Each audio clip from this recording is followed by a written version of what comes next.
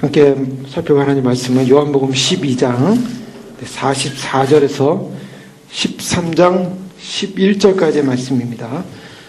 예수님의 자기 계시와 죽으심 앞에서의 섬김이라는 제목으로 요한복음 50번째 말씀 함께 나누기 원합니다. 저희는 오늘 이 본문 요한복음 12장을 마무리하면서 13장으로 넘어가기 전에 12장 전체 속에서 이미 저희가 예수님의 죽으심을 주제로 해서 지금 사도 요한이 예수님의 지금 가시는 목표에 관해서 말씀하고 있는 장면들을 좀 살펴봤었습니다. 12장을 시작하면서 베다니에서 예수님께서 마르다로 인해서 향유금을 받습니다. 그때 예수님께서 죽으심을 예비한 사건이었다라고 해석을 해주셨고요. 이것에 반해서 유다가 거기 불만을 품게 되는 것을 사도 요한은 요한복음에 기록하고 있습니다. 유다가 불만을 품었는데 그 유다의 불만은 계속적으로 13장 2절에 그의 본질적으로 앞으로 예수님을 팔 것에 관한 그러한 하나의 예표로서 등장하고 있습니다. 13장 2절에 보면 마귀가 벌써 시몬의 아들 가룟 유다의 마음에 예수를 팔려는 생각을 넣었더라. 또 27절에 보면 조각을 받은 후에 곧 사탄이 그 속에 들어갔다. 자, 가룟 유다가 등장하는 것은 바로 예수님을 죽음으로 인도하는 데 도구로서 지금 등장하고 있다는 것입니다. 또 더 나아가서 예수님께서 이제 예루살렘 성에 입성하시는 과정에 왕으로서 입성하셨지만 결국 나귀를 타신 바로 겸손하게 참 그 백성들을 위해서 고난받는 종으로서의 입성을 지금 왕으로서의 입성을 하고 있는 모습을 보여주었습니다. 그리고 예수님께서 성전 안에 있을 때 이방 헬라 사람들이 예수님을 만나 뵙고자 요청하는 장면이 12장 중반에 나오죠. 20절 이하에 보면 그때 예수님께서 하신 선언이었습니다. 23절에 인자가 영광을 얻을 때가 되었다. 예수님께서 그동안 한 번도 때가 됐다는 말을 한 적이 없었습니다. 때가 이르지 않았다. 때가 이르지 아니했다. 근데 이제 때가 됐다는 것입니다. 그래서 요한복음에 나오는 때는 바로 예수님의 죽으심을 말하고 있습니다. 죽으심의 시간. 그 때가 이르렀다라는 것을 선언하셨죠. 그 다음에 하신 말씀이 뭡니까? 하늘의 미랄이 땅에 떨어져 죽어야 한다라는 말씀을 하십니다. 그리고 그래야 많은 열매를 맺는다. 생명을 사랑하는 자는 잃어버릴 것이요 자기 생명을 미워하는 자는 영생 얻도록 보존할 것이고 나를 섬기려면 나의 자기 십자가를 지고 나를 쫓을 것이라. 주님을 쫓을 것에 관한 그런 생명 이름에 대한 자신이 돌아가셔야 되는 사건을 말씀하고 있습니다. 그러면서 27절에 지난주에 살펴봤죠. 이 때를 위하여 왔습니다. 이 때는 바로 예수님의 이제 죽으심. 바로 그것이 그 죽으심의 비하만이 아니라 예수님이 다시 사심을 말미암아 영광 얻으실 것에 대한 또한 예수님의 죽으심이 하나님께 영광을 돌리는 바로 그 사건이었음을 하나님께서 확인해 주는 사건을 살펴봤습니다. 그러면서 주님께서는 빛에 다니고 빛이신 예수님이 바로 인자이고 어둠에 다니지 말라. 어둠에 사로잡히면 안 된다라고 했습니다. 그런데 어둠에 사로잡히면 안 된다라고 했는데 어둠에 사로잡힌 사람들이 예수님을 거절하는 장면이 나오고 예수님을 인정하지 않게 되죠. 그렇게 되니까 결국 예수님은 36절에 숨으셨다라고 말씀하셨습니다. 바로 여기까지가 예수님의 공생애 동안에 대중에게, 유대인들에게, 사람들에게 나타나셔서 사람들에게 행하신 모든 행적과 말씀과 가르침이십니다. 그 다음부터는 예수님은 사람들에게 공개적으로 드러나지 않으십니다. 그런데요, 오늘 44절에 보면 이 44절부터 12장 50절까지의 말씀은 어디서 이 말씀을 하셨는지 정확한 장소를 아무도 모릅니다. 그러나 예수님께서 공생의 마지막에 결론 부분을 선언하시는 장면이 나오는 것입니다. 44절 말씀 보면요. 예수께서 외쳐 이르시되 나를 믿는 자는 나를 믿는 것이 아니요 나를 보내신 이를 믿는 것이며. 여기서 특별히 예수님께서 외쳐 이르시되 이 외쳐 이르신다라는 이 표현은 바로 예수님께서 어떤 자기 계시적인 성격을 드러내고 있습니다. 선언하는 것입니다. 그런데 어떤 계시냐면 예수님 그분이 누구냐는 거죠. 하나님을 드러내는 분이다라는 것입니다. 우리가 예수님을 말할 때 예수님은 나를 위해 십자가 밖에 돌아가러 오신 분, 구세주 여기까지가 아니라 하나님을 드러내시는 분이다. 예수님 항상 그것을 말씀하셨어요. 나를 믿는 자는 나를 믿는 것이 아니요 나를 보내신 이를 믿는 것이다. 하나님을 드러내신다. 즉 예수님께서는 100% 하나님을 대신하고 계시다는 것입니다. 예수님은 이 말씀을 계속 강조했습니다. 요한복음 5장 24절에도요. 내가 진실로 너에게 이르노니 내 말을 듣고 나 보내신 이를 믿는 자는 영생을 얻었고 심판에 이르지 아니하나니라고 할 때요. 나 보내신 이 예수님이 자신을 누구라고 하냐면 내 말을 믿고 나 보내신 이라고 말했습니다. 예수님은 어떤 존재냐? 보냄을 받은 분이라는 것을 예수님이 그렇게 증언하셨습니다. 바로 그분을 믿는 자, 나 보내신 이를 믿는 자. 자, 예수님 말씀을 듣고 누구를 믿어요? 내 말을 듣고 나 보내신 이를 믿는 겁니다. 그러니까 예수님을 믿는다는 건 누굴 믿는다는 겁니까? 하나님을 믿는다는 거예요. 하나님이 예수님을 보냈고요. 예수 그리스도를 믿는 순간 소위 말해서 하나님을 알게 된다는 것입니다. 하나님을 계시하시는 분. 예수님은 바로 그래서 하나님의 뜻을 행하고 하나님 앞에 순종하기 위해서 이 땅에 오셨음을 말씀하고 있습니다. 요한복음 10장 38절에도 내가 행하거든 나를 믿지 아니할지라도 그 일을 믿으라. 그러면 너희가 아버지께서 내 안에 계시고 내가 아버지 안에 있음을 깨달으리라. 아버지와 연합된 존재라는 것을 알 것이다 라고 말씀하고 있습니다. 또 13장 20절 말씀에 보면 예수님이 또 이런 말씀하십니다. 내가 진실로 진실로 너에게 이르노니 내가 보낸 자를 영접하는 자는 나를 영접하는 것이요 나를 영접하는 자는 나를 보내신 이를 영접하는 것이니라. 나를 영접하는 자는 나를 보내신 이를 영접하는 것이다. 동일한 말씀이죠. 오늘 예수님의 이 외쳐 가라사대에는 예수님께서 그동안 요한복음을 통해서 자신이 어떤 분인가를 드러냈던 그 말의 하나의 정리라고도 볼 수가 있습니다. 그래서 하나님을 드러내시는 분, 하나님을 나타내시는 분. 그래서 나는 내 스스로 온 것이 아니라 하나님을 드러내는 사람이다 라는 것을 선언하고 있습니다.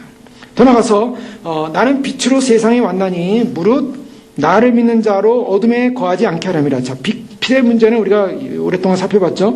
이미 8장부터 나는 세상의 빛이다라고 초막절에 예수님께서 예루살렘 그 성전에 들어가서 선포하신 말씀을 기억하실 것입니다. 그리고 그 초막절 사건에 이어서 바로 요한복음 9장에 와서 무슨 사건이 일어났습니까? 나면서부터 소경된 사람이 눈을 뜬 사건이 일어나요. 그때 눈을 뜬 사건이 일어날 때 예수님 역시 동일하게 나는 세상의 빛이다. 에고에임이라는 자기 정체성을 드러냈습니다. 또 더 나아가서 예수님은 계속적으로 자신이 빛으로 세상에 왔다라는 것을 증언하고 있습니다. 오늘 말씀도 결국 그 빛에 관한 얘기를 하고 있어요. 요한복음 처음에도요. 빛이 세상에 왔으면 어둠이 그 빛을 깨닫지 못했다 그랬습니다.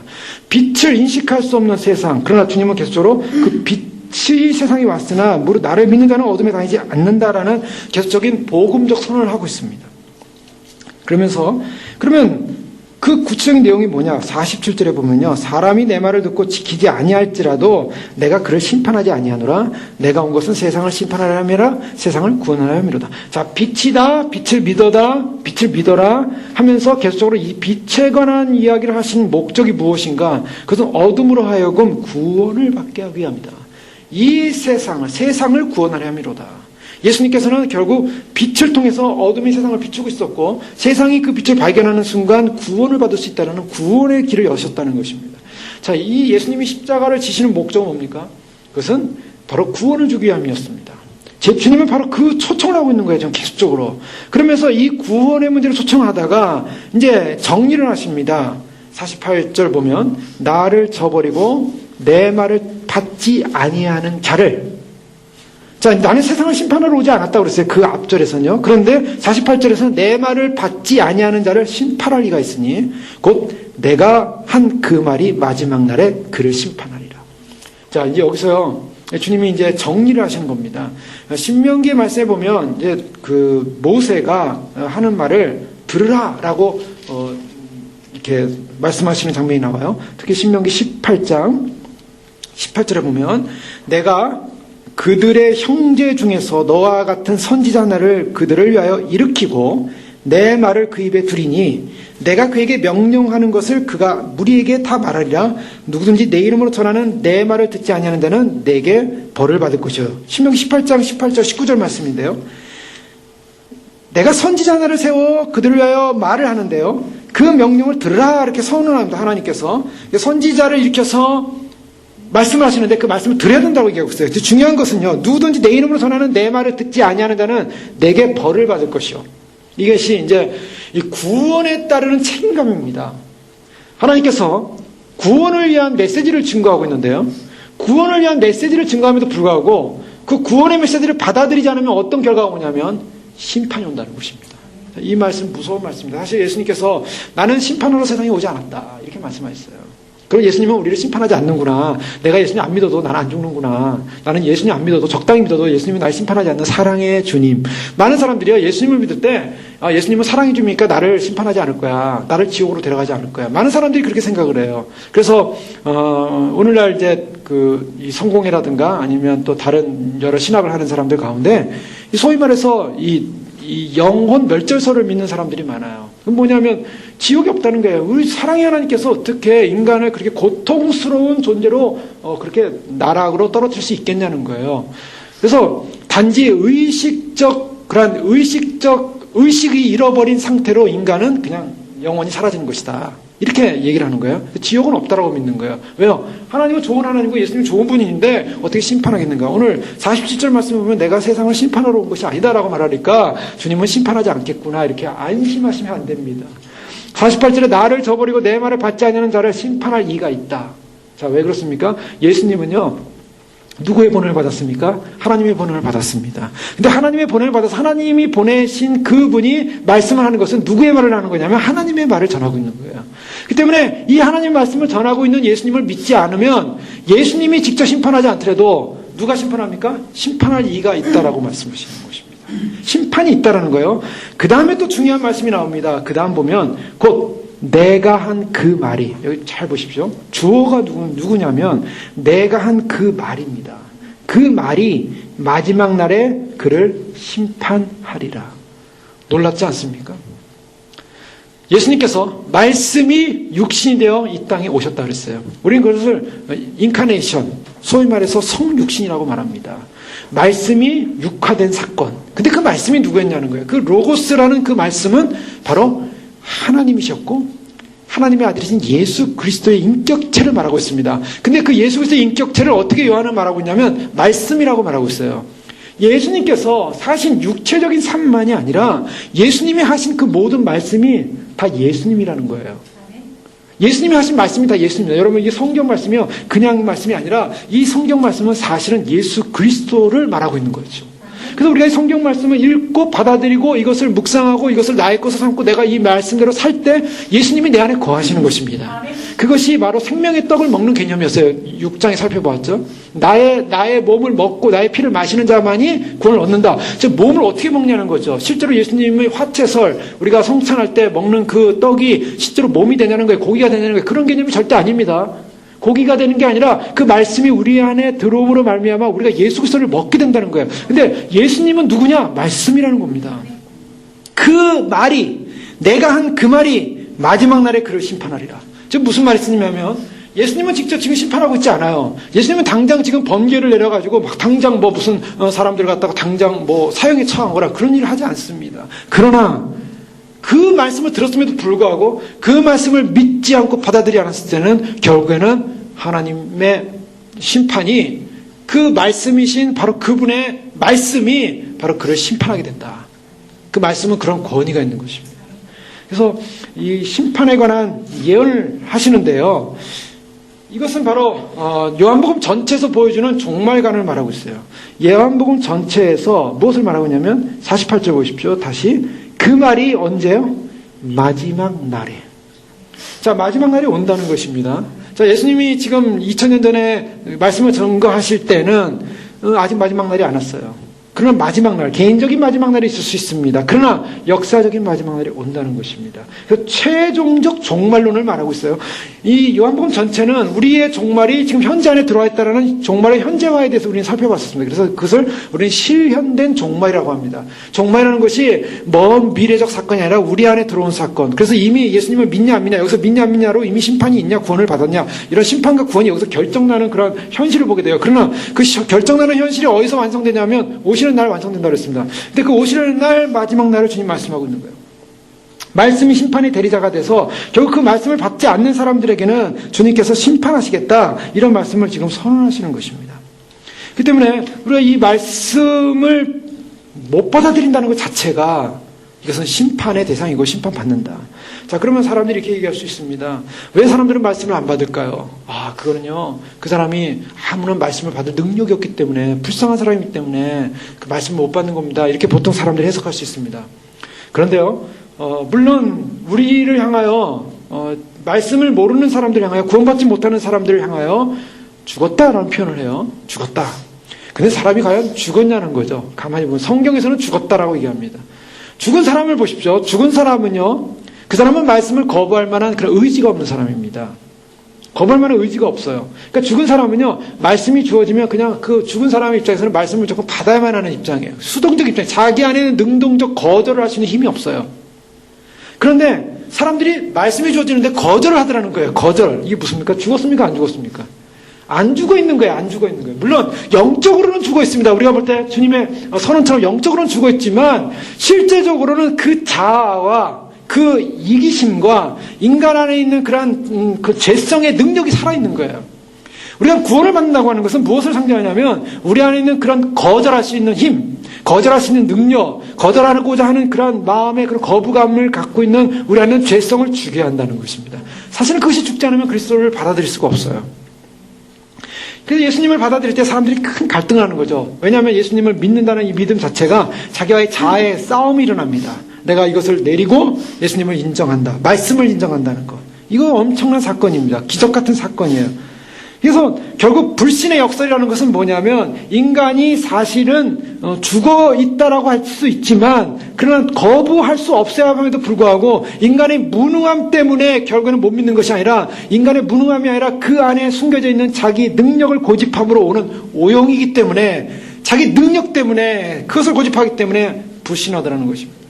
그 때문에 그러한 믿지 않는 사람들에 대해서 자기를 죽이지 않는 그리고 자기의 의지를 가지고 믿지 않는 그 결과가 무엇인가? 심판이 주어진다는 것입니다. 우리가 보면 이 심판을 받는데 왜 심판받을까?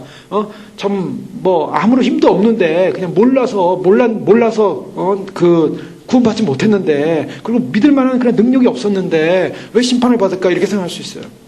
그러나 이것은 무엇을 전제로 하고 있냐면 인간이 거부하는 하나님의 말씀을 거부하는 그런 거부감의 그런 자기 고집 때문에 자기 능력 때문에 여러 심판을 받게 된다는 것을 전제합니다. 자, 이것은 또 다른 해석이죠. 그것은 우리가 전적으로 죽었다라는 어떤 그 죽음에 관한 그런 메시지가 아니라 그 죽은 그 존재가 갖고 있는 인간의 죄성을 말하죠. 그 죄의 능력. 그래서 하나님 앞에 거부하고자 하는 마음, 그 이기심, 그 자기 고집. 자, 마지막 날에 그를 심판하겠다. 마지막 날에 반드시 올 것이고요. 그리고 심판의 날이 올 것이고요. 그리고 죄인들을 심판받을 것이라는 것입니다. 자, 이것은 성경에서 말하는 보통의 그 선언입니다. 로마서 2장 16절에도요. 그 내 복음에 이른 바와 같이 하나님이 예수 그리스도로 말미암아 사람들의 은밀한 것을 심판하시는 그날이라. 사람들을 심판하시는 그날이라.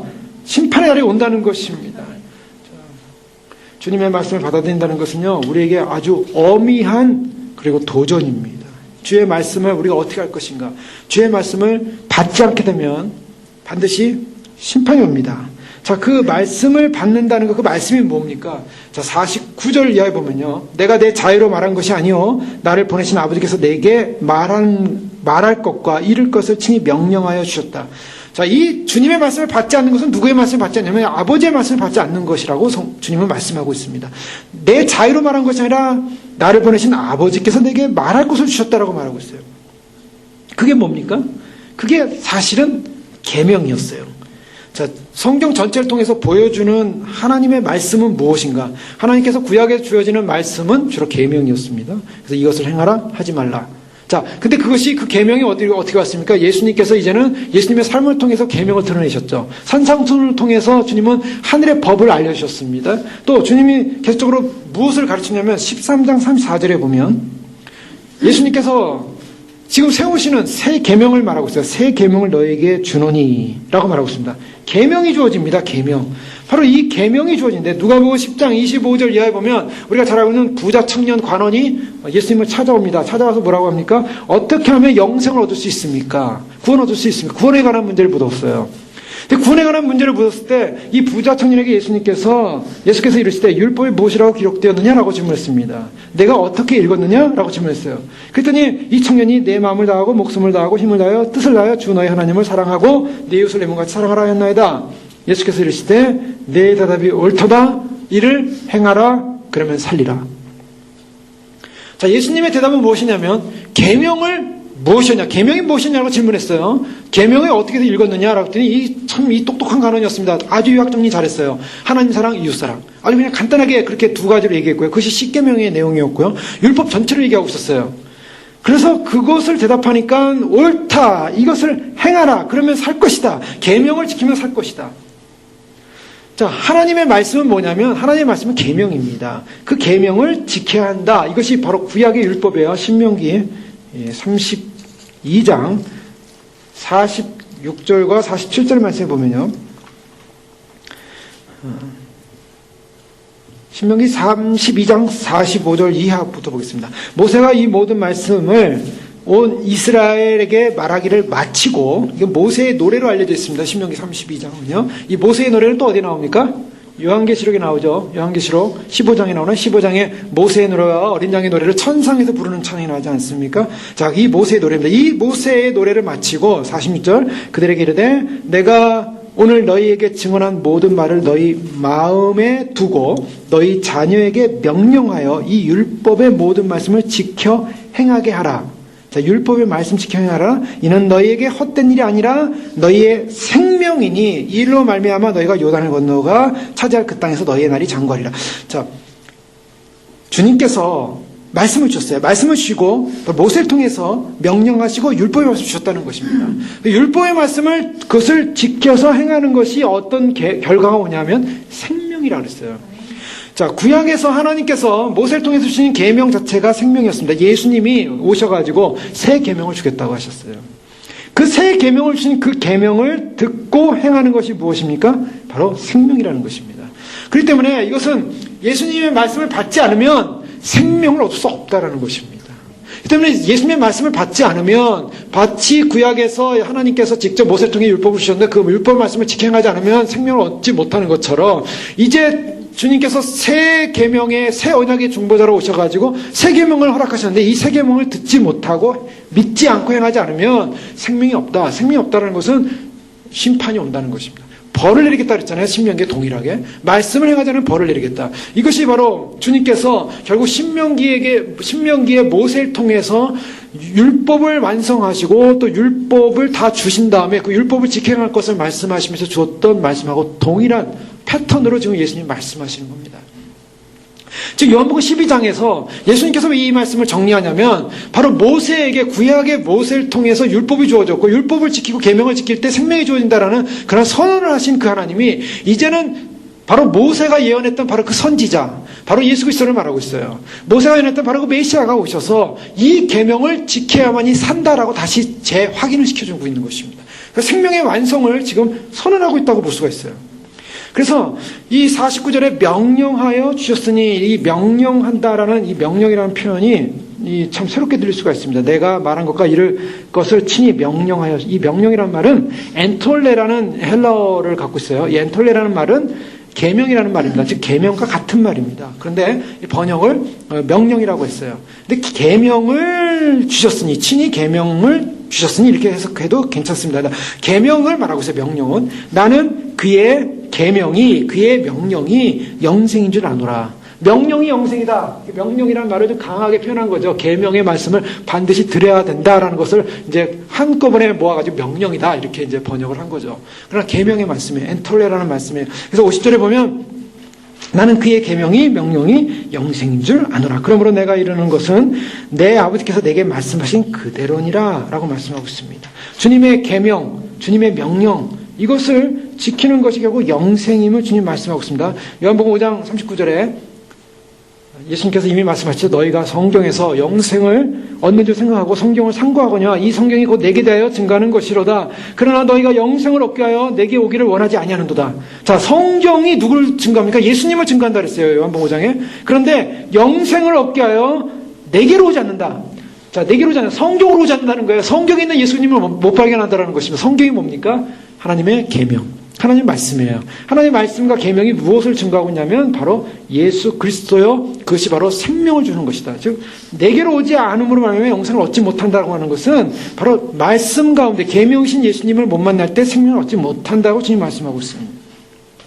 자, 바로 이와 같은 패턴으로 주님께서 이제 말씀을 마치신 것입니다. 신명기 특별히 32장 45절에서 특별히 이렇게 말씀하고 있죠. 이스라엘에게 말하기를 마치고 이스라엘에게 말하기를 마치고 그 마치는 내용이 뭡니까? 말씀을 지켜 행하면 생명이라. 오늘 주님이 이제 공생의 기간의 모든 공식적인 그의 메시지를 마치는 겁니다. 13장부터는요, 이제 13장, 14장, 15장, 16장까지, 17장까지는 소위 말해서 다락방 강화, 다락방 설교를 알려져 있어요. 이것은 예수님께서 잡히시기 전날 밤에 제자들과 함께 만찬을 하셨고, 만찬을 통해서 예수님께서 행하신 그런 행위와 그리고 그의 가르침이 남겨져 있습니다. 때문에 이때부터는요, 이제는 예수님께서 누구에게로 들어오냐면 1장부터 12장까지는 레이몬드 브라운이라는 그 유명한 그 신학자가 있습니다. 이분은 1장부터 10장까지는 표적의 말씀이다 라고 그렇게 해석을 했고요. 13장부터 21장까지는 영광의 말씀이다 이렇게 표현했어요. 영광의 말씀이라는 것은 예수님의 죽으심과 관련되어 있습니다. 그래서 예수님께서 영광을 얻을 때가 됐다. 아버지 영광을 받으시옵소서. 그봐 예수님 죽으심이었거든요. 근데 앞부분은 표적이었어요. 표적을 왜 주셨는가? 그것은 바로 이 유대인들에게 복음을 전하고 빛을 전하고 그들이 예수 그리스도를 믿도록 전했던 표적의 사건이었어요. 모든 표적들이 나오지 않습니까? 시작부터 시작하죠. 가나 혼인잔치부터 표적이 시작되면서 그러면 각 사건들이 나오고 있는 것을 보게 됩니다. 그 사건을 해석하는 과정에서 왜 해석을 그렇게 했는가? 바로 예수 그리스도가 빛이고 예수 그리스도가 생명이고 예수 그리스도가 메시아고 예수 그리스도가 생명의 떡이고 계속 그것을 강조한 거예요. 그런데 예수 그리스도를 그렇게 강조했음에도 불구하고 결국 이스라엘 사람들 어땠습니까? 이스라엘 유대인들은 예수님을 믿지 못했어요. 그래서 12장 마지막에 보면 이제 결국 사람의 영광을 구하고 하나님의 영광보다 사람의 영광을 구하는 바로 유대 지도자들 또 관원들에 관한 이야기를 하고 있지 않습니까? 빛으로 나오지 못하는 것입니다. 그러면서 예수님은 이제 공생의 모든 공식적인 가르침, 이 세상을 향하여 또 이스라엘을 향하여 가르침을 마치는 것입니다. 모든 계명의 말씀을 가르치면서 이 명령을 지켜야만이 너희들에게 영생이 주어진다, 생명이 주어진다라고 하면서 이제 문을 닫은 것입니다. 그 다음에 13장으로 오는 거예요. 13장으로 오면서 이제 좀 자세히 살펴보는 것은 이 13장의 6월절 전에 예수께서 자기가 세상을 떠나 아버지께로 돌아가실 때가 이룬 줄 아시고 세상에 있는 자기 사람을 사랑하실 때 끝까지 사랑하시니라 라고 말씀을 시작하고 있습니다. 자, 우리가 이제 이 말씀을 통해서 우리가 6월절에 관련된 내용들은 많이 저희가 살펴봤습니다. 12장이 시작될 때도요, 6월절 엿새 전에 라는 표현을 우리가 읽을 수가 있습니다. 또 6월절이 가까운다. 또 11장 55절에 유대인의 6월절이 가까움에, 지금 11장 55절에서 유대인의 6월절이 가까우고 있죠. 12장 1절에 6월절 엿새 전이죠. 그리고 이제 13장 1절에 6월절 전에, 6월절 전이라는 것은 니산월 13일 정도로 보여주고 있어요. 니산월, 유대력으로 니산월 14일은 이제 14일 밤부터 이제 6월절이 시작되면서 6월절 양을 먹습니다. 그런데 참 재밌는 것은 예수님께서 이제 6월절이 시작되면서 이제 돌아가시지 않았습니까? 예수님께서 돌아가시고 이제 무덤에 갇히셨죠. 무덤에 갇혔는데 그날 밤부터 이제 6월절 양을 먹는 거예요. 예수님의 몸을 먹듯이 마치 예수님께서 이제 그런 것을 절기를 앞에 두고 이제 6월절 전에. 그런데 요한복음에서는요, 예수님께서 여기서 떡과 잔을 나눠주시면서 이것은 너희를 위하여 흘리는 나의 몸이다, 나의 피다 하면서 그 같은 것을 이렇게 강조를 많이 하지 않는 모습을 보게 됩니다. 이 만찬에서는요. 그리고 다른 복음서에서는 예수님께서 그와 같은 일을 하세요. 그래서 성만찬에 관한 이야기를 할 때 성만찬이 굉장히 중요하다. 그래서 성만찬 반드시 필요한 거다. 그래서 개혁주의 신학에서는 은혜의 방편이 뭐냐 그래서 성찬을 일단 듣습니다. 그리고 많은 카톨릭 계열도 성찬을 굉장히 중요시하죠. 그래서 뭐 이런 성공회도나 아니면 또 다른 카톨릭은 매번 모일 때마다 이제 성찬을 하지 않습니까? 그래서 그 잔은 본인이 아니고 떡을 이렇게 나눠주죠. 카톨릭 같은 경우. 왜냐하면 이 성찬에 성례화를 했어요. 예수님께서 기념하라 하셨으니까. 물론 우리가 이제 기념해서 성찬을 하긴 하는데 요한복음에는 특별하게 이상하게 성찬을 강조하지 않고 있어요. 그럼 뭘 말하고 있냐면 왜 그것을 뺐을까? 요한은 성찬이 중요하다면 넣어야 되거든요. 그리고 반드시 들어갔어야 하면요. 근데 들어가지 않은 걸 보게 돼요. 그것은 뭐냐면 이 성찬이라는 것이 우리가 행위를 하냐 안 하냐의 의미가 아니라는 것입니다. 행위를 하냐 안 하냐가 중요한 게 아니라 과연 성찬적 삶을 사느냐가 중요하다는 거예요. 1차적으로요. 우리 기독교 안에서는요. 그래서 우리 기독교 안으로 들어오면, 예수님 안으로 들어오면 우리가 어떤 행위, 소위 말해서 예전을 했느냐 안 했느냐, 이것으로 구원의 어떤 정결함의 방편이 되냐 아냐가 기준이 아니라는 거예요. 예수 그리스도를 정말 제대로 알고 있느냐, 그분과 연합되어 있는가, 이 사건이 중요합니다. 특별히 오늘 예수님께서 13장 1절에 들으면서 6월절 전에라는 이 6월절이 나오는데 6월절이 무슨 날입니까? 바로 예수님이 돌아가시는 날, 어린 양이 죽는 날이에요. 지금 계속적으로 말씀을 살펴보는 것은 요한복음에 나오는 메시지는 지금 예수님의 죽음을 향해 가고 있다는 것입니다. 예수님이 죽음을 향해 가는 이유는 바로 지금까지 말씀하신 빛, 생명, 영생, 하나님의 말씀을 주신 예수님의 말씀의 모든 것이 그 죽음을 통해서 구원을 주시는 정점이기 때문에 계속 지금 그것을 향해 가고 있어요. 자세히 보십시오. 예수께서 자기가 세상을 떠나 말씀하셨어요. 세상을 떠난다. 세상 떠난다는 게 뭡니까? 세상을 떠난다는 것은 바로 이 세상이 아니라 아버지께로 간다는 개념이죠. 그래서 아버지께로 가는 바로 그것, 바로 죽음을 말하고 있어요. 아버지께로 돌아가실 때가 이른 줄 아시고, 때라는 말이 나오고 있습니다. 때는 뭐였습니까? 이미 이제 영광을 얻을 때가, 아버지가 영광을 얻을 때가 왔습니다. 내가 이때에 왔습니다. 이제 때가 왔다라는 바로 이 때의 개념은 예수님의 돌아가심, 예수님의 죽으심을 말하고 있습니다. 이른 줄 아시고 세상에 있는 자기 사람들을 사랑하시되 끝까지 사랑하시니라. 여러분 너무 잘 알고 있는 말씀이죠. 예수님께서요, 이제 제자들과 떠나야 합니다. 육체적으로 떠나야 돼요. 성육신하셔서 정말 인류 역사 가운데 하나님의 아들, 태초부터 존재하셨고 그 전부터 존재하신 존재의 근원이신 그분이 이제 역사의 시간 속으로 들어오셨어요. 그리고 그들과 이 제자들을 뽑으셔서 제자들과 3년간의 사역을 마치시고 이제 모든 사역을 내려놓고 이제 주님이 완성할 단계에 왔어요, 사역을. 그리고 이제 떠나가십니다. 자, 떠나가시기 전에 얼마나 마음이 인간적으로 좀 섭섭했겠어요. 그러나 예수님은 그것만 보고 있지 않아요. 그것만 보지 않고 오직 그들이 얻을 영광과 앞으로 올 구원과 또 그 사건을 통해서 일어날 하나님 나라의 영광스러운 백성을 보고 있기 때문에 주님은 그렇게 슬프지 않습니다. 왜냐하면 지금 보십시오. 예수님의 관점을 보십시오. 이 1절에서 세상을 떠나 어디로 갑니까? 아버지께로. 지금 예수님의 머릿속에는 뭐가 있습니까? 아버지께로 내가는 목표가 있는 거죠. 그런데 지금 예수님의 몸은 지금 하루나 이틀, 하루 정도 지금 이 제자들과 함께 할 수 있는 하룻밤의 시간이 남아있어요. 이 하룻밤의 시간에 지금 제자들을 어떻게 합니까? 사랑하시더라. 그동안은 유대인들과 너무나 많이 싸웠어요. 그래서 우리가 1장부터 12장까지 보면 예수님이 제자들과 소곤소곤 대화하는 시간이 많이 없었습니다. 그저 그냥 아주 전투였어요. 나가면 전투였어요. 그래서 유대인들이 막 공격하면 전투하고 막 제자들도 막 불안해하고 막 그런 상황 아니었습니까? 근데 그 제자들은 다 엑스트라처럼 밖에 있었는데 이제 13장이 딱 되니까 엑스트라처럼 밖에 있던 제자들이 이제 예수님의 몸 안으로 그 바운더리 안으로 확 들어와 버렸어요. 그리고 예수님께서 그들을 싹 감싸 안으시고 이제 우리끼리의 시간을 갖자. 이제 그런 아주 긴밀한 시간을 갖기 시작하는 것입니다. 이것이 얼마나 참 복된 사건인가. 여기 자기 사람들이라고 말하고 있죠. 자, 여기 자기 사람들 구분하고 있습니다. 하나님께서 예수님에게 준 바로 그 백성들, 자기 사람들을 사랑하신다. 자, 예수님이요. 우리가 예수님을 알게 되면요. 피상적으로 예수님을 아는 사람들이 있어요. 피상적으로 예수님과 대하는 사람이 있어요. 피상적인 지식을 갖고 있는 사람들이 있어요. 그런데 어떤 사람들은 예수님의 사람들이에요. 어떤 사람들은 예수님의 그룹 안에 있는 사람들이에요. 근데 예수님의 그룹 안에 있는 사람들은 특별한 사람입니다. 특별한 교육을 받아요. 특별한 말씀을 받습니다. 특별한 계시를 깨달아지게 합니다. 하나님의 구원의 사건을 인식하게끔 주님이 알려주신다는 사건이에요. 이게 얼마나 놀라운 축복인가. 오늘날에도 많은 사람들이 신앙을 갖고 있다고 교회 다닌다고 하고 뭐 그러겠죠. 그러나 자기가 정말 예수님의 특별한 자기의 사람이라는, 예수님의 사람이라는 그 그룹 안에 있는지, 아니면 지금 뭘 하고 있는지, 복음이라는 하나의 막연한, 기독교라는 하나의 더된 흐름 속에 그냥 왔다 갔다 흘러다니면 구원이 마치 이렇고 내가 막연히 믿는 그 그리스도가 나를 구원하시겠지라고 생각할 수 있다는 거예요. 실제로 보면 자기 사람들을 사랑하실 때 그들을 안으로 딱 감싸 안으시면서 그들과의 깊은 이제 영적인 이제 교제를 하기 시작합니다.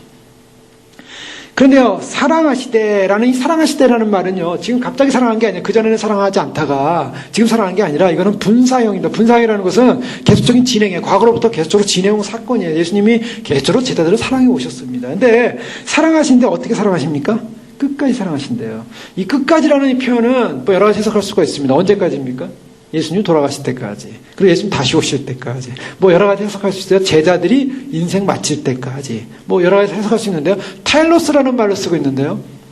우리가 예수님이 이 끝까지라는 이 표현은요, 예수님의 지금 죽음을 향해 가고 있다 그랬습니다. 그렇게 해석을 해볼 필요가 있어요. 예수님께서 십자가상에서 맨 마지막에 하신 말씀이 뭔지 기억나십니까? 요한복음 19장 30절에 나오는데요. 맨 십자가상에서 마지막에 하신 말씀. 크로스웨이를 공부하신 분들은 아마 헬라 원어를 공부했을 거예요. 테텔레스타이라는 그런 표현을 쓴다 그랬어요. 그래서 테텔레스타이 뭐냐면 텔로스라는 말인데 텔로스라는 말의 하나의 그 변형이에요. 테텔레스타이 함으로 말미암아 다 이루었다. 근데 텔로스라는 끝이라는 말과 테텔레스타이랑 같은 어원입니다. 즉 예수님께서 끝까지 사랑하시니라라는 이 끝까지 어디까지냐면 성경적으로 보면 예수님이 입으로 하신 말씀 다 이뤘다. 주님께서 십자가상에서 십자가의 사랑으로 자신의 사랑을 다 표현했다는 거예요. 끝까지 사랑하셨다는 것은 예수님이 자기를 다 주어가지고 자기의 몸, 자기의 피, 자기의 목숨 줘서 사랑했다는 거예요. 끝까지 사랑하신다. 예수님 목숨 걸고 사랑했다는 겁니다. 끝까지 사랑하신다.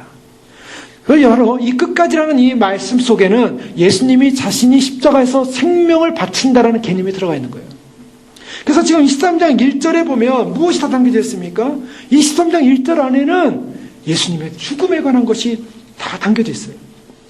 죽음을 향해 가는, 제가 왜 이 13장 1절을 죽음에 관련해서 지금 계속 이렇게 말씀을 보냐면, 이제 그 다음 해석입니다. 우리가 이 13장 말씀 11절까지는 잘 알고 있는 예수님이 하신 세족식 사건이에요. 우리가 세족식 잘 알고 있지 않습니까? 예수님께서 제자들 사랑하셔서 발을 닦아주신 사건. 수련회 같은 데 하면 꼭 하잖아요, 세족식.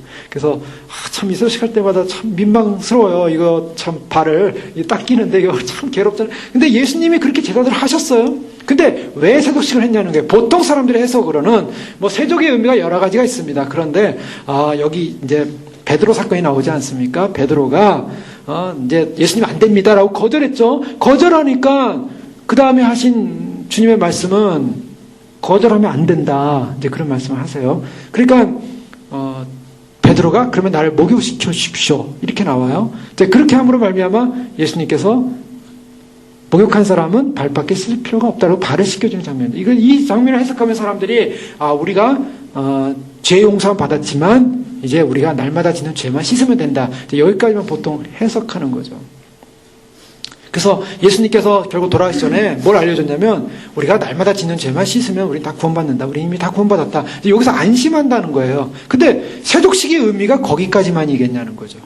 예수님께서 왜 너희가 내나다 죄 지면 죄 용서만 받으면 돼. 말로만 하시지 왜 세족식을 하셨을까요?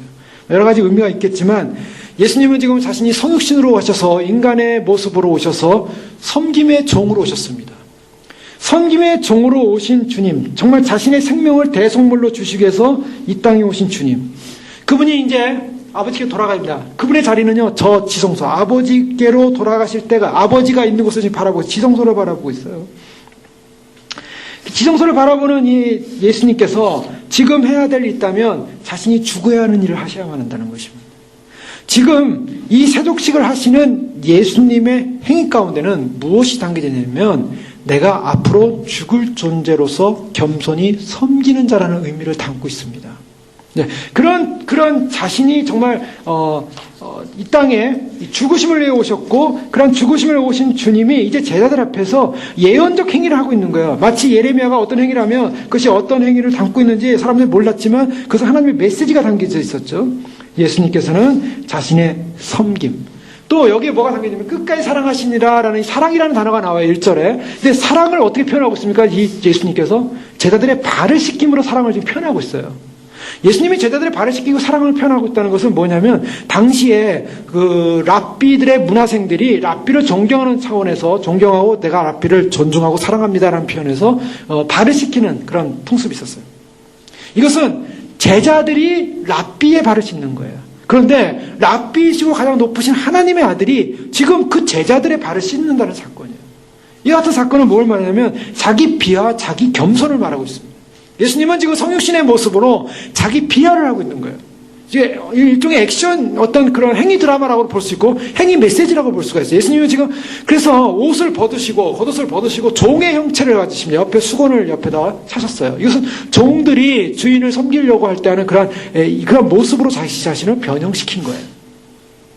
그래서 제자들의 발을 닦으시는 그런 모습을 통해서 내가 이제 앞으로 이런 섬기는 종으로서 육신을 갖고 섬기는 종으로서 내가 이 땅에서 그 사랑을 표현하는 존재로 나는 갈 것이다 라는 하나의 행위 메시지를 담고 있습니다. 그것을 베드로가 용납을 할 수 없었던 거예요. 베드로가 이해가 안 됐던 것은 예수님이 발을 씻는다는 거 단지 내가 존경하는 예수님이 내 발을 어떻게 씻으면 내 발 들었습니다. 이 차원이 아니라 그런 개념, 그런 높으신 분이 그런 섬김의 달을 낮아지는 것 자체를 인정할 수 없었다는 것입니다. 이제 여기에 이제 큰 문제가 있어요. 베드로는요, 이미 어떤 경험이 있었습니까? 예수님께서 제자들에게 사람들이 나를 누구로 하냐 했더니 뭐 엘리야라고도 하고 세례 요한이 나타났다고도 하고 그랬잖아요. 그때 너희는 나를 누구로 하냐 했더니 베드로가 주는 그리스도시요 살아계신 하나님의 아들이시니다. 예수님이 칭찬해 주셨잖아요. 이 반석에 내가 교회를 세우겠다. 그렇게 하신 다음에 예수님이 이제 장로들과 사람들에게, 바리새인들에게 고난을 받고 돌아가셨다가 3일 만에 부활할 것을 말씀하셨어요. 그랬더니 베드로가 그 다음에 한 말이 주여 절대로 안 됩니다 그랬습니다. 절대로 안 됩니다라고 베드로가 막잖아요. 막으니까 예수님께서 어떻게 하셨습니까? 사단아, 내 뒤로 물러가라. 너는 내 가는 길을 막는다. 이 베드로는요, 그 예수님이 하시는데 꼭 나타나가지고 꼭 예수님께서 뭔가를 메시지를 주게끔 하신 역할을 해요. 그래서 예수님이 베드로를 그래서 수제자로 선택했는지 모르겠어요. 왜냐하면 딴 제자들은 그냥 넘어가고 있는데 베드로는 못 넘어가고 있거든요. 근데 베드로가 못 넘어가기 때문에 우리가 아는 거예요.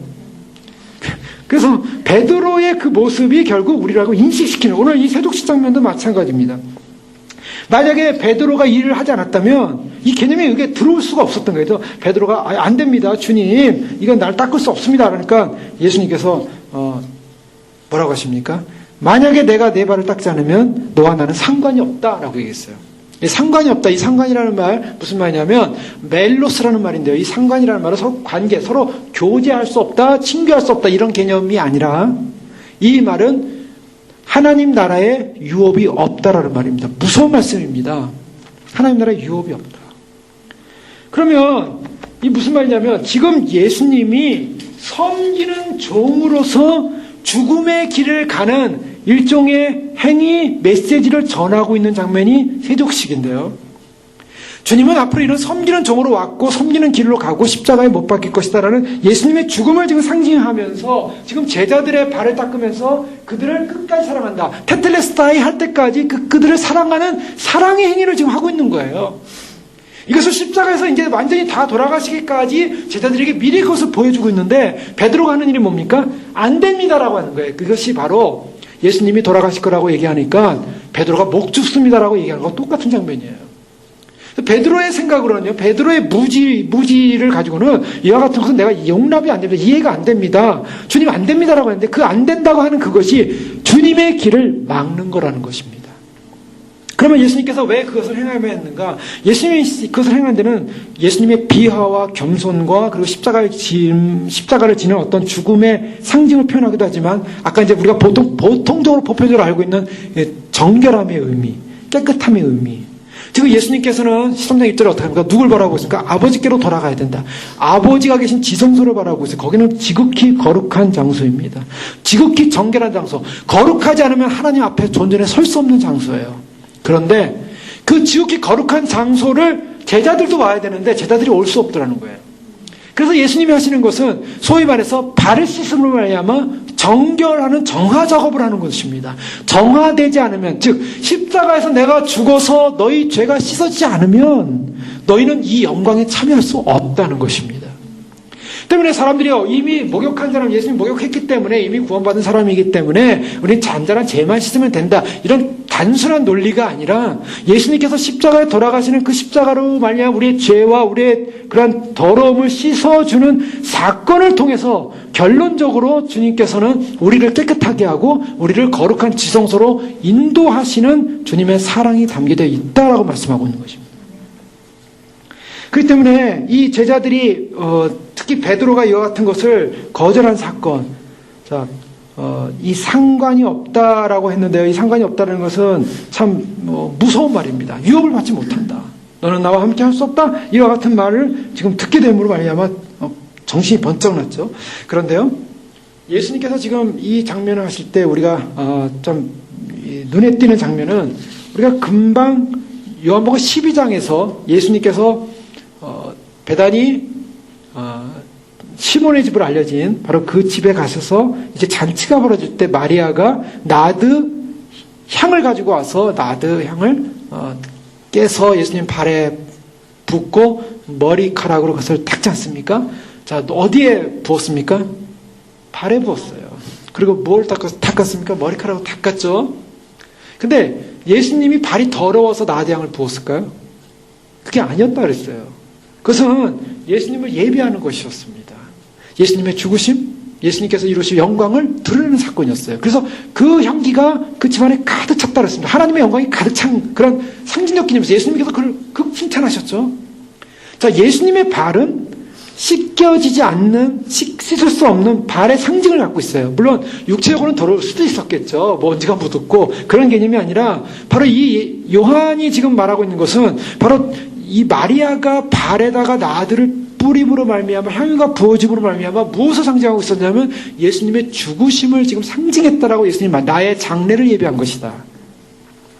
그런데 지금은 발의 경배, 소위 말해서 발에 뿌려지는 향유를 경험한 예수님이 이제는 자신이 대하에 물을 가지고 와서 제자들의 발을 닦습니다. 개념이 다르다는 거죠. 예수님은 더럽고 흠있고 점이 있는 분이 아니셨지만 제자들은 씻겨져야 될 대상이었다는 거예요. 씻겨져야 될 대상인데 여기서 보시면 예수님께서 8절에 내가 너를 씻어주지 아니하면, 이거 무슨 말을 말씀하십니까? 제자들의 발은요, 자기 스스로 씻는 게 아니라는 것입니다.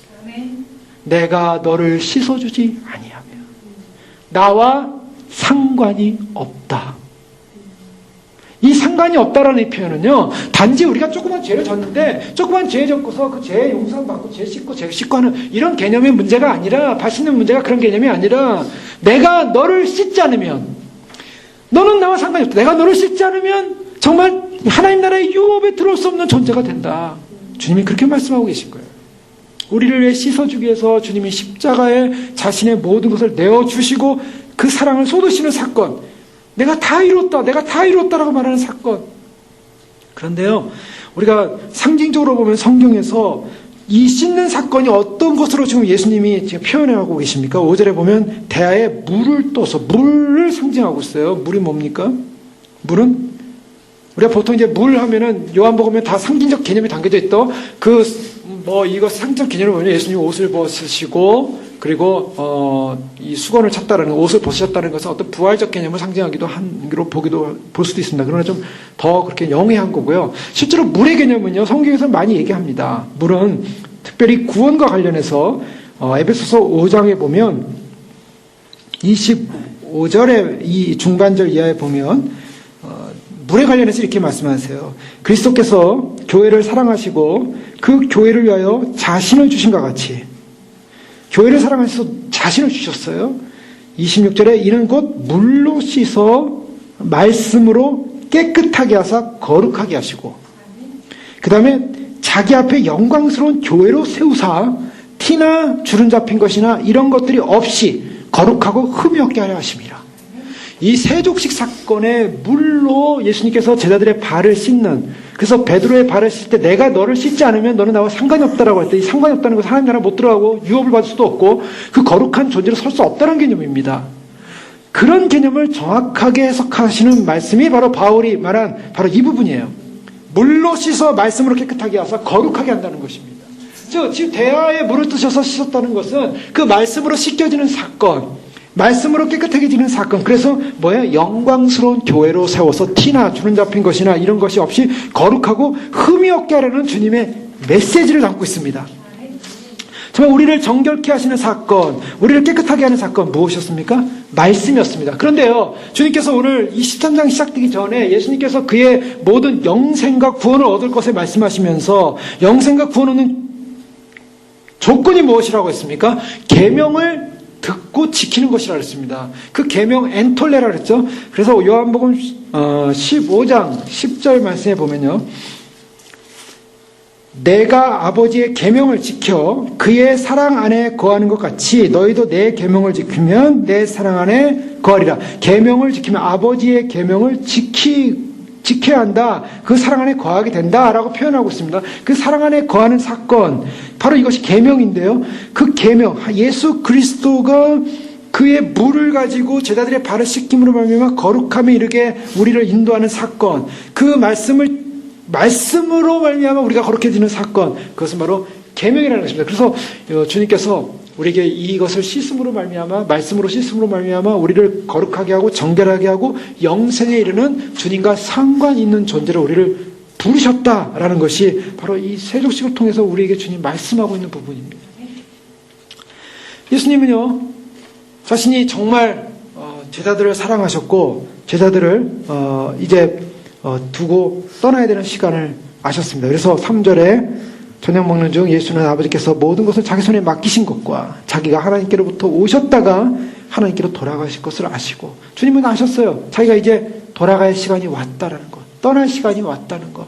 자, 이 떠날 시간이 온 거, 구속받을 시간이 왔다는 거. 우리를 이제 주님께서 이제 우리를 구원하시기 위해서 주님은 하늘 보좌에 앉아 계시다가 이제 그 보좌를 떠나실 것입니다. 우리에게 오시려면요, 주님은 이제 하나님 우편에 앉아 계시다가 우편에 앉아 계신 주님이 일어나셔서 보좌를 나오셔야 됩니다.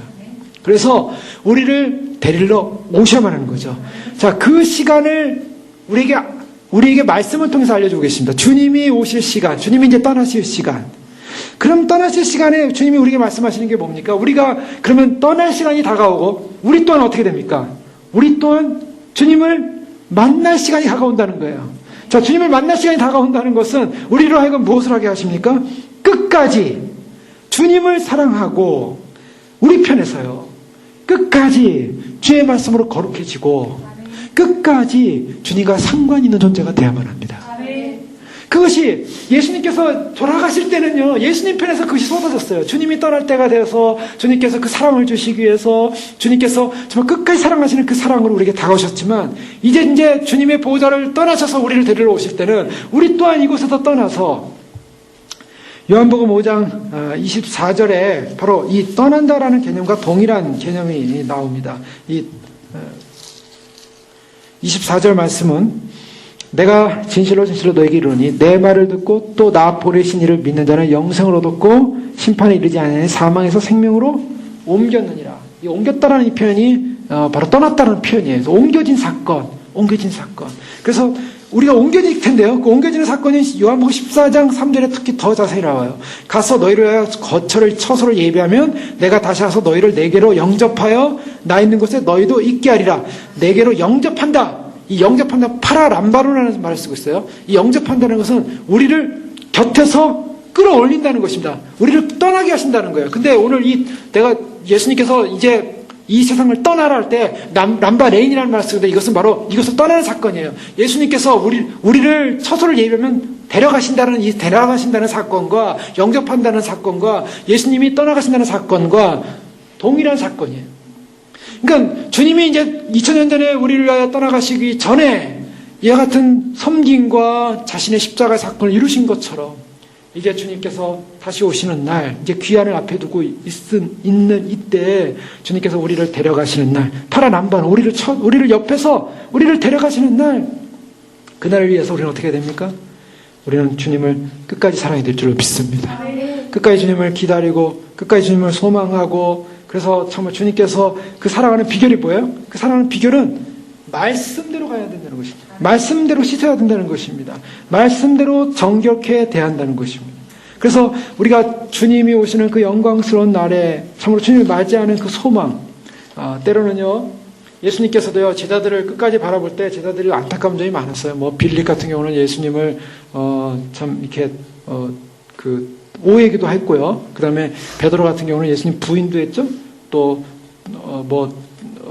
도마 같은 경우는 의심도 하고요. 그리고 또 제자들이 예수님 십자가에 못 박히는 날 다 또 범한 갈고 버리고, 심지어는 유다 같은 경우는 예수님을 이제 배신하고 팔죠. 그럼에도 불구하고 참 예수님 많이 안타까우시고, 그렇지만 주님께서 끝까지 그들을 포기하지 않고 사랑하셨어요. 그리고 그들이 돌아오기를 기다렸고, 그래서 진정으로 주님의 사랑을 다시 한번 확인하고 깨달은 사람은 돌아왔습니다. 참 안타깝게도요, 예수님은 이렇게 세족을 통해서 주님의 죽으심과 사랑을 표현하고 끝까지 사랑하는 사랑을 표현하고 있는데, 유다는 2절에서 또 11절에서 예수님에 대한 증오를 표현하고 있었어요.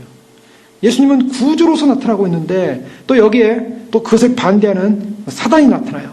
물론 27절에 보면요, 조각을 받은 후에 사탄이 그 속에 들어갔다 그랬죠. 사탄이 나오는데 2절에 보면 마귀가 벌써 시몬의 아들, 마귀가 나옵니다. 이게 다른 용어로 나오는데요. 귀신, 소위 말해서 이 마귀는 귀신을 말하고 있고요. 사탄은 사탄 그대를 말하고 있어요. 그러니까 결국 악한 영이 사로잡혔다는 거예요. 악한 영이 사로잡혀서 결국에는 이렇게 예수님의 구원의 이 생명해 주시는 것 앞에 그는 결국은 부정적, 잘못된 길을 걸어가는 존재가 되는 모습을 보여주고 있습니다.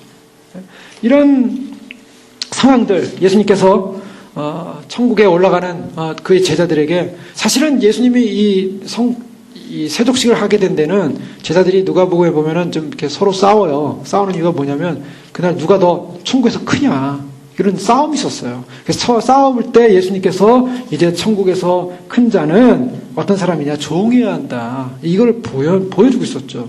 그래서 누가복음 12장 37절에 보면 예수님께서 종말론적으로 이걸 해석하는 장면이 나옵니다. 허리에 띠를 띠고 12장 35절에 등을 켜고 서 있으라. 너희는 마치 그 주인의 혼인집에서 돌아와 문을 두드리면 곧 열어주려고 기다리는 사람과 같이 되라. 주인이 와서 깨어있는 것을 보면 그 종들이 복이 있으리로다. 그 다음 말씀 보십시오. 내가 진실로 너에게 이르노니 주인이 띠를 띠고 그 종들을 자리에 앉히고 나와 수종들이라. 자, 지금 예수님께서 세족을 하고 있는 장면이 어디로 연결되냐면요. 누가복음 12장 35절의 종말론적 사건에서는 지금 예수님이 지금 초림 때 이제 돌아가시기 직전에 예수님이 지금 섬기고 있잖아요. 제자들을. 그런데 이것이 종말론적 상황에서 그대로 재현된다는 거예요. 종말론적 상황에서 허리에 띠를 띠고 등불을 켜고 주인이 혼인집에 돌아와 문을 두드리며 열어주는 사람처럼 기다리고 있는 사람들. 그래서 주인이 와서 깨어있는 것을 보면 그 종들이 복이 따라가면서 왜 복이 있냐면 주인이 띠를 띠고요. 그 다음에 주인이 띠를 띈대요. 그 종들을 자리에 앉히고요. 어떤 자리요? 영광의 자리, 잔치의 자리, 혼인 자리 앉히고 나와 수종들이라. 예수님께서 모르겠습니다. 휴거의 날, 영광의 날 주님이 다시 세족식 다시 할지 모르겠어요. 예? 이 주님이 돌아가시기 전에 제자들 발을 씻었잖아요. 근데 누가복음 12장에는 주님이 다시 오시는 날 다시 섬겨주겠대요. 이거 얼마나 영광스러운 사건입니까? 이것은 왜 그랬을까? 그 제자들이, 그 사랑하는 사람들이 주님을 기다린 거예요. 주님을 깨워서 기다린 거예요. 주님을 사랑한 거예요. 주님을 사랑하는 주님께서 끝까지 제자를 사랑했는데 이제는 그 제자들이 주님을 사랑한 거예요. 주님을 사랑하고 기다리다가 깨어있다가 주님 오시니까 주님을 맞이하는 사람들은 주님이 그 사랑한 사랑을 향해서 어떻게 합니까? 그 사랑의 표현을 해주시는 거예요. 너희가 나를 그렇게 사랑했구나. 너희는 종이니까 내 발 씻어라. 그렇게 하시는 것이 아니라 내가 너희 발을 씻어줄게. 우리의 눈물과 아픔과 연약함과 섬기는 종으로 오셨던 주님이 영광의 왕으로 오시지만 그러나 주님 다시 오실 때 우리가 또한 주님을 사랑하고 섬기고 주님을 바라봤던 그 믿음을 주님께서 귀하게 여기시고 주님께서 그 끝까지 사랑을 우리에게 또한 허락하실 줄 믿습니다. 재현되는 사랑이라고 볼 수가 있어요. 주님이 얼마나 우리를 그렇게 사랑하시는가. 교회를 위하여 자기를 다 내어놓으신 주님. 그래서 이제는 베드로가요, 나를 씻기시나이까? 어떻게 씻기시니까? 이거는 주님의 사랑을 거절하겠다는 거예요. 주님의 죽으심의 사랑, 끝까지 사랑을 거절하겠다는 것입니다. 아니다. 주님께서 그렇게 말씀하셨죠. 그랬더니 나와 상관이 없다니까 다 씻어주십시오. 머리, 손과 머리도 다 씻어주십시오. 그러니까 베드로는 늘 오버하는 그런 특징이에요. 그래서 오버해가지고 또 다 씻어달라 했더니 이미 목욕한 사람은 씻을 필요가 없다, 깨끗하다. 이 목욕했다라는 표현을요, 또 뭐 유대교에서 그리스도를 믿는 사람으로 전환됐다 이렇게 표현도 할 수가 있어요. 그리고 예수님의 죽음의 사건을 통해서 씻겨지는 사건 이렇게 볼 수가 있는데요. 상관이 없다. 자, 베드로는 어떤 사람이냐면 참 충성 있는 사람이었어요. 인간적으로는요. 영적으로는 좀 무지했지만 인간적으로는 충성이었어요. 어떻게 선생님이 나를 씻습니까?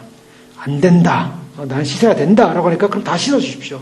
자, 이것은요 순수한 사람이에요. 마치 두 아들이 있는데 가겠습니다. 아버지가 시킨 대로 가겠습니다 하고 안 간 아들이 있었고요. 둘째 아들은 나 안 가겠습니다. 싫습니다 라고 후회하고 간 아들이 있었어요. 근데요 참 이 베드로 같은 신앙이 사실은 우리에게 굉장히 중요합니다. 우리는 잘 몰라서 처음에 모른다고 하고 처음에 아니라고 하고 주님 아닌데요? 아닌데 하고 도망갈 수가 있어요. 그런데 생각해 보니까 주님이 그걸 원하세요. 그때는 우리가 순종하는 거죠. 근데 많은 사람들이요 주님 앞에서 거절 안 해요. 주님이 그렇게 말씀하면 아이고 거절 안 해요. 예, 그러죠. 근데 행위로는 절대로 안 합니다. 자, 주님이 보실 때요, 주님 앞에서는 거절 안 하지만 행위로 안 하는 사람들에 대한 것과 주님 앞에서 주님 아닌데요 하지만 그러나 후회하고 돌이켜보니까 주의 말씀이 그런 것이, 주님의 뜻이 그런 것이 아닌 줄 알고 내가 회개하고 그렇게 따르겠습니다. 우리는 여기 베드로의 모습을 통해서 그런 장점을 좀 볼 수가 있을 것 같습니다. 주님이 내가 너를 씻지 않으면 너와는 상관이 없다. 주님 다 씻어주십시오. 아니다. 참, 이 상관이라는 표현, 마리아가 그 막달라 마르다가 참 예수님을 모시고 열심히 일하지 않았습니까? 음식 만들 때 마리아는 예수님 발 앞에서 앉아서 말씀을 들었어요. 근데 마르다가 불만을 갖죠. 저 마리아를 불러서 일을 시키게 해달라고 그랬더니 예수님이 하신 말씀이 마리아는 좋은 편을 선택했다라고 말했어요. 좋은 편. 근데 이 좋은 편이 뭔가, 그 좋은 편이 바로 이 상관이에요. 메리스라는 여성형인데 상관, 즉 좋은 영역, 좋은 유산을 선택했다는 거예요. 굉장히 중요한 단어입니다. 히브리서의 민수기 18장 20절이나 신명기, 구약의 민수기 18장 20절이나 신명기 12장 12절 이런 말씀에 보면 이스라엘 백성들이 레위 지파 빼고 전부 각 지파마다 이렇게 하나님으로부터 유업을 받아요. 가나안에 들어갔을 때 땅을 받죠. 근데 그 유업을 받는 헬레크라는 그 유업이 바로 이 멜로스라는 말과 같아요. 그래서 내가 나와 상관이 없다라고 했을 때 이 상관이 없다라는 것은 하나님 나라 유업을 받지 못한다고 말씀드렸죠. 근데 이것이 종말론적으로 연계되어 있어요. 요한계시록 20장 6절에 보면 이 첫째 부활에 참여하는 자들은 복이 있고 거룩하도다. 둘째 사망이 그들을 다스리는 권세가 없고 도리어 그들이 하나님과 그리스도의 제사장이 되어 1000년 동안 그리스도로 더불어 왕노릇하리로다라는 요한계시록 20장 6절 말씀에 이 첫째 부활에 참여하는 자들, 이 참여하는 자들이 누구냐? 메로스예요. 이 유업을 받는 자들을 말하고 있습니다. 지금 베드로에게 내가 너를 씻어주지 않으면 내가 나와 상관이 없다라는 이 표현은 너는 앞으로 종말론적으로 요한계시록 20장 6절에 나오는 부활에 참여하는 자가 될 수 없다라는 것입니다. 부활에 참여하는 자가 될 수 없다는 거예요. 그 다음에 또한 요한계시록 22장 19절에 보면 만일 누구든지 이 책의 예언의 말씀에서 제하여버리면 하나님이 이 책에 기록된 생명나무와 및 거룩한 성에 참여함을 제하여 버리시라. 거룩한 성에 참여하지 못한다. 참여한다는 게 뭐냐면 메로스, 그 유산을 참여한다는 거야. 하나님과 함께하는 유산. 요한복음 14장 3절에도 가서 너희를 위하여 처소를 예비하면 내가 다시 와서 너희를 내게로 영접하여 나 있는 곳에 너희도 있게 하리라. 그래서 처소를 예비한다라는 것도 당연히 같은 말입니다. 누가복음 22장 3절에도 너희로 내 나라에 있어 내 상에서 먹고 또는 먹고 마시며 또는 보좌에 앉아 이스라엘 12지파를 다스리게 하리라 라는 그 말씀 속에도 동일한 유업이 나오고 있어요.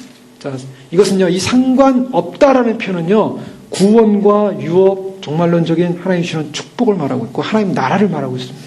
그 때문에 우리는 이와 같은 주님이 주시는 구원의 영광, 축복, 정말 주님이 제자들의 발을 씻겨주는 사건은 자신의 죽음을 예언하는 사건이었고 진정으로 우리에게 그 죽음을 통해서 이루실 하나님 나라의 유업을 허락하는 사건이었습니다.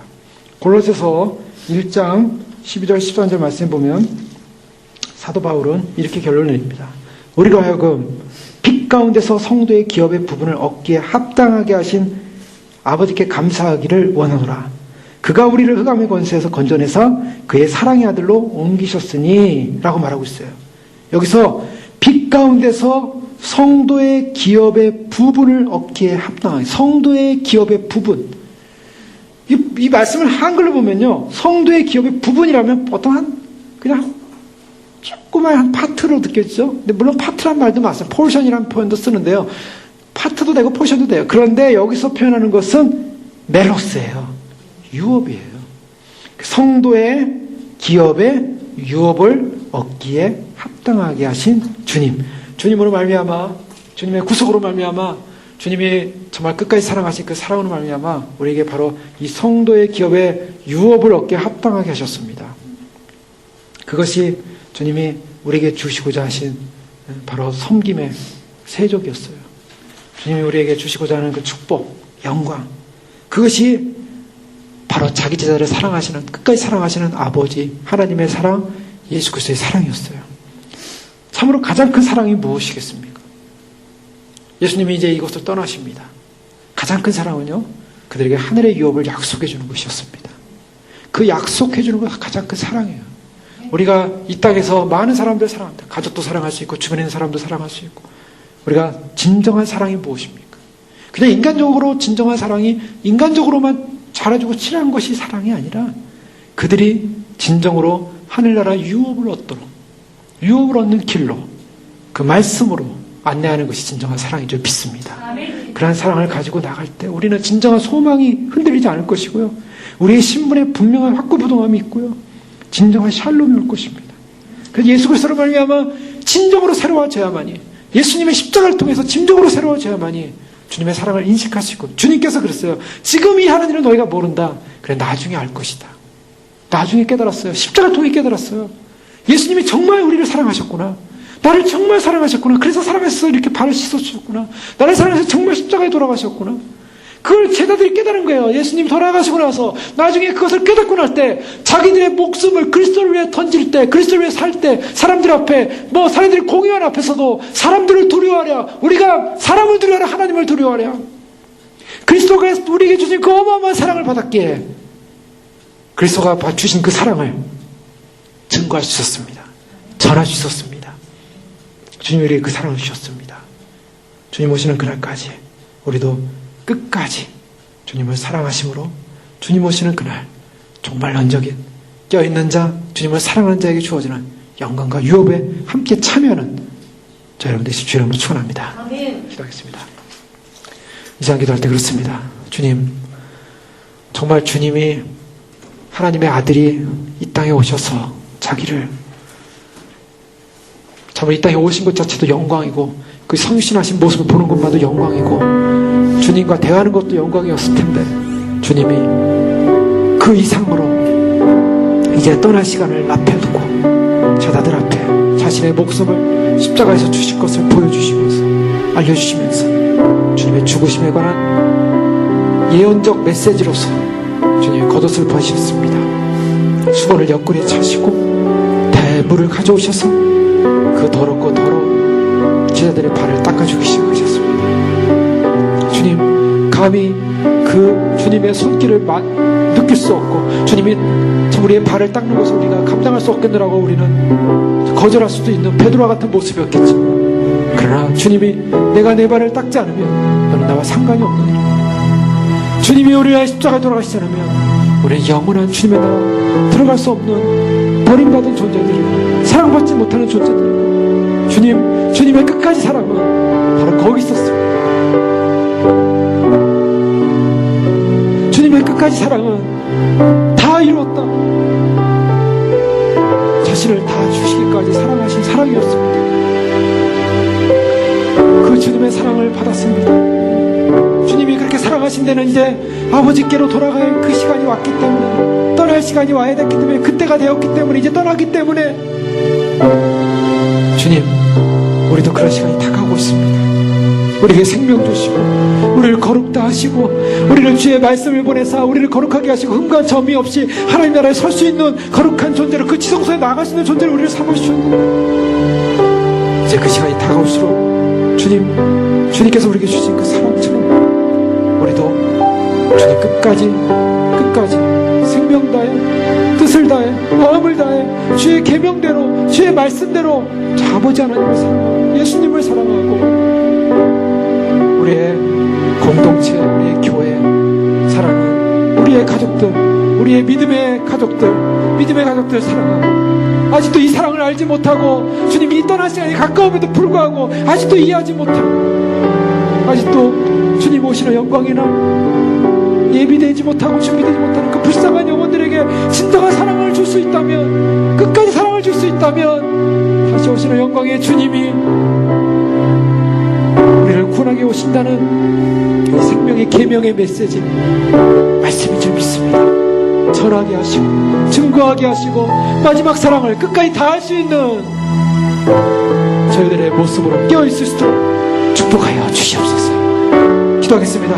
아버지 하나님 감사합니다. 주님께서 오늘 저희를 불러주셔서 아버지 하나님 참으로 주님 그렇습니다. 주님 참으로 우리는 아무것도 아니었고 무지하였고 주님의 말씀을 받아들이지 못했던 그런 아버지를 거절할 수밖에 없었던 베드로와 같은 존재들이었습니다.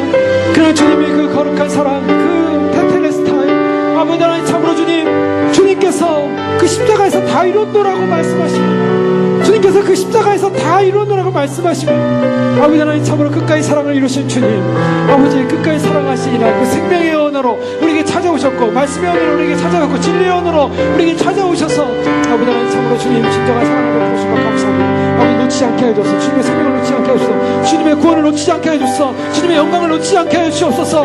아버지 하나님 참으로 주님 그 시간이 다가오고 있습니다. 이제 떠날 시간이 다가오고 있습니다. 주여 참으로 주님이 이제 주님의 보호자로부터 내려오셔서 이제 우리를 데려가시기 위해서, 우리를 취하시기 위해서 주님이 오시는 그 시간에 아버지 하나님 참으로 우리도 주님 앞에 서기 위해서 아버지 하나님 이제 참으로 주님께서 깨어있는 백성들을 향해서 이제 주님이 참으로 주님 그 종들을 향하여 아버지 하나님 참으로 깨어있어 수고했느라고, 아버지 사랑하느라고 이제는 주님께서 아버지 옆에 서서 우리를 섬기시겠다고 아버지 하나님 그렇게 말씀하시는 것처럼 아버지 하나님 참으로 우리를 사랑하시는 주님, 생명을 다해 사랑하시는 주님의 죽음을 향하여 걸어가셨던 분, 이제 주님의 다시 오심을 향해 가고 있습니다. 이제 주님의 영광을 향해 다가오고 있습니다. 주여 이제 주님의 오심을 향하여 다가가고 있습니다. 아버지 하나님 이제 주님을 만날 날 향하여 다가가고 있습니다. 주여 이 땅에 있지만 우리가 주님을 만난 날을 주의가 바라보며, 또한 이 땅에 있지만 마지막 이 땅 가운데 사랑을 베풀어 양면의 시야를 가지고 아버지 하나님 우리가 달려가게 도와주시옵소서. 우리의 신앙과 믿음이 달려가게 해줬어. 우리의 삶이 달려가게 해줬어. 우리의 인생이 달려가게 해줬어. 그래서 주님을 만나게 하시고 주님을 의지하며 주님을 참으로 의지함으로 알량을 만날 수 있도록 아버지 축복하여 주시옵소서.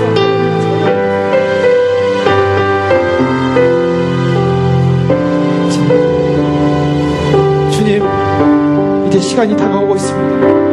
영광의 시간, 아버지께 주님께서 이제 돌아가야 할 때가 말씀을 주님 하셨습니다. 주님의 눈은 아버지의 보좌 옆에 그 영광스러운 지성소 안에 그 거룩한 주님의 본래 자리였습니다.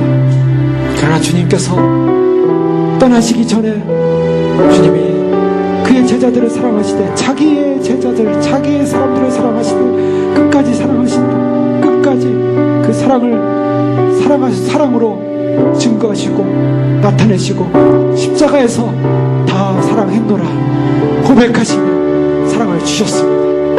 그것을 위하여 주님이 옷을 벗으시고 겉옷을 벗으시고 주님이 친히 무릎 꿇어 제자들의 발을 씻겨주셨습니다. 우리의 발을 씻겨주신 주님, 우리는 주님으로부터 발 씻김을 받았습니다. 감히 주님의 발을 씻겨드려야 되는데 주님, 우리가 죄인이라, 허물 많은 죄인이라 우리가 씻겨줄 수 없게 주님이 우리의 발을 씻겨주셨습니다.